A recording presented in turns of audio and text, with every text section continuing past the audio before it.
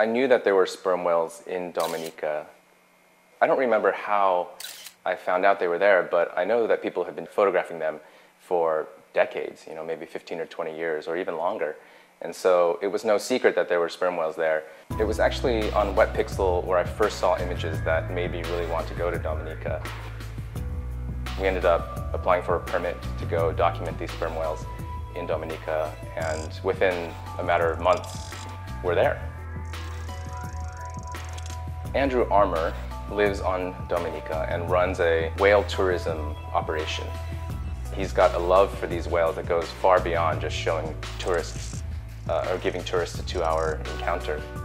I think maybe 15 years or so he's been swimming with these local sperm whales.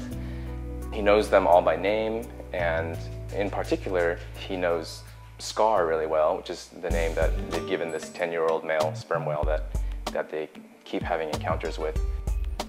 From the first time we met him, he was injured, and he came up to the boat and we petted him, and he seemed to have enjoyed the encounter. And after that, he would come back to the boat, and even now, he still comes back to the boat. And he still comes to us, especially now when we're in the water. He particularly likes the sort of the interaction between humans and himself, and he enjoys the contact, the touch. And in particular, Scar was one of the sperm whales that let us get the closest for the longest period of time. And actually when Scar swam up to us, it was hard for me to get far enough away to capture any really interesting footage because he was so close.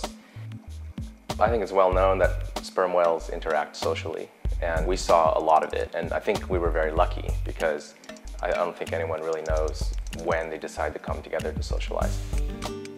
We had upwards of a dozen sperm whales together, and these large females and juveniles. They were constantly rubbing up against each other, and they were clicking as well the whole time. And I guess it's called a coda, but these particular whales all clicked the same sequence. There was certainly some kind of intangible communication with the whales. I mean, obviously we're not able to really communicate with them in a way that makes sense to us, but there was a lot of eye contact, and the whales would certainly turn and look at us. For me, eye contact is a very different experience with whales than it is with other large animals, like big fish. But with these whales, when they look at you, you feel something, and for me it was a really overwhelming experience to be in the water with them, a very emotional experience, you know, something that I don't have with sharks. I have excitement with sharks, but not that same sort of emotional experience.